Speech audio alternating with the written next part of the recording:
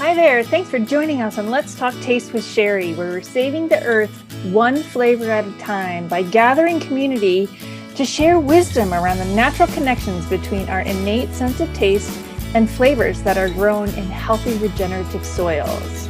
Welcome. Hey there, Sherry Hess with the Flavor Remedy here. Welcome to another episode of Let's Talk Taste with Sherry. So today I want to talk to you about this grand vision that I have about how flavor can save the earth, right? And you're probably like, what the hell is she talking about? Let me explain it to you. It's so clear in my mind.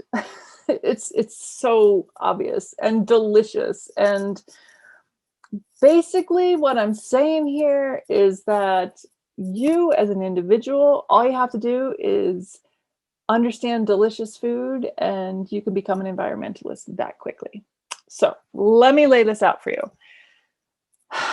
So here we are in the world of food and flavor. We have access to so many beautiful things in our world, right? Here in the United States, you can go to the grocery store any time of the year and pretty much get any fruit or vegetable that you want, right? And if you're like me and you've been on a journey of recognizing food and have been in this place where you want to support local agriculture, or you see what happens with the issues of transporting food across the country or from other countries and bringing all these kind of not grown in your backyard kind of foods, and you start to see the effect on the environment that this has, right? That's one aspect of this, but the bigger picture is really what has happened to food in general, right? And what is our society demanded? We all want this convenience. We all want to be able to have all these different kinds of foods in our grocery store at any one time of the year. That's kind of just a reality of where we are. But let's think about how we got here, right? How did we get to this place where food can now be trucked across the country?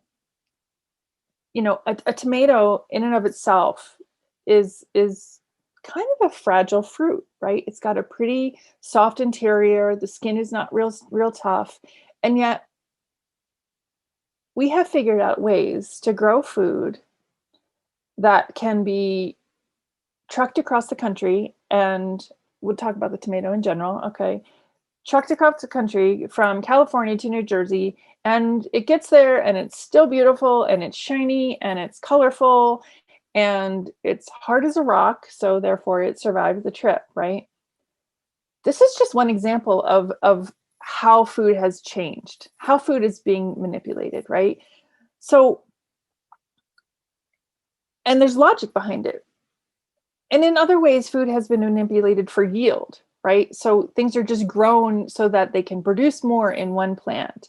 And this can be genetic modification. This can be fertilizers. This can be, controlling of weeds and pesticides.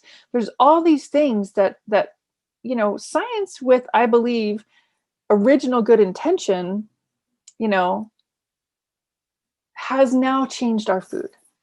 And in the process of making these changes to our food for what we're demanding,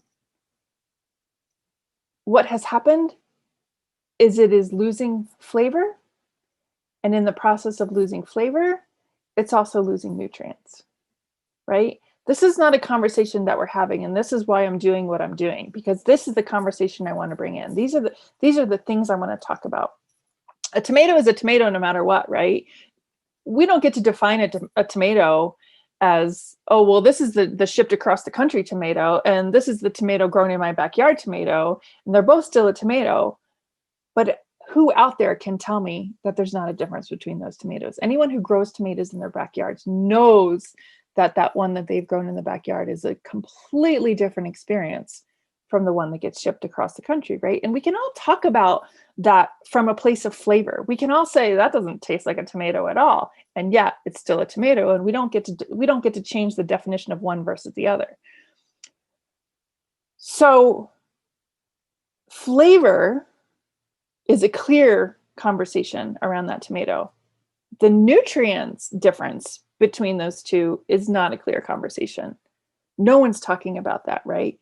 But that's the conversation that we need to have, because in order for you to grow that tomato in your backyard, to have it taste that delicious, what did you have to do? You had to enrich your soils. You had to compost. You had to do all these beautiful things to make your patch of earth that much better to be able to grow this beautiful tomato with more flavor and more nutrients, right?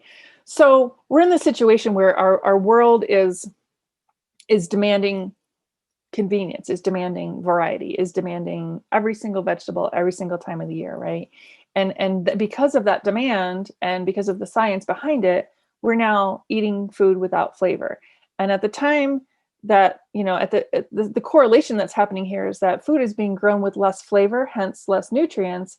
And at the same time, there's manufactured flavors coming in, right? So this is when we start feeling like we have to put ranch dressing on our salads. This is when we start feeling like we have to start adding this human pleasurable experience to our food that is lacking flavor. Food that's being grown that's lacking flavor and nutrients is now all of a sudden demanding that we're creating flavor in a different way, all the while, again, keeping our sense of taste very muted and very, it doesn't really matter. Really, if it just tastes good, then, and you get it down, that's all we really want, because we're not giving the reverence to our sense of taste that we should be, right? We're not giving reverence to the correlation between flavor and nutrients. So, and there's so many things that have gotten us here, right? There's so many things that has an effect on. That has a bigger effect on the environment and the earth, because the food that's being grown for the purpose of yield and for the purpose of transportation and many other things, right, is being grown in a way that's destroying our soils, that is ripping the nutrients out of our land, that is, reducing the quality of the food, and you can argue to say causing health issues on top of that, right? So the way I see this flavor, this demand for real, what I call living flavor, is the answer. And how do we start, right? How do we start this process? What's the very first thing that you can do today to start down this road of your personal pleasure healing the earth, right?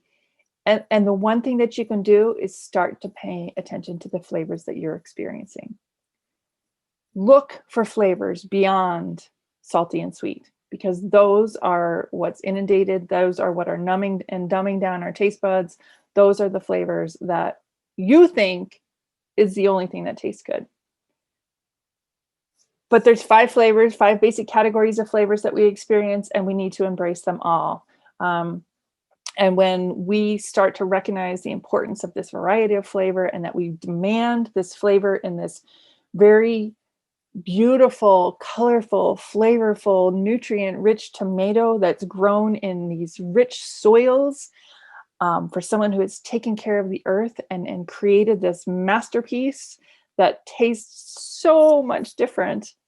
When we demand that flavor through our own pleasure, ultimately, it's going to demand that we fix the soils and re-engage the entire way, the entire life cycle that is a supportive way of growing food. And that includes, this reintegration of farming with animals and plants together. This is a reintegration of the cycles of nature. And that's how we're going to grow food with more flavor and more nutrients. And that's what this community is here to do. Thank you so much for listening to this episode. I am super excited to build this community with you, to figure out ways to have flavor save the earth. So please follow, please subscribe, please comment, do all the things you already know how to do, and stay engaged. I look forward to bringing some great guests on this show, and I can't wait to continue this conversation with you.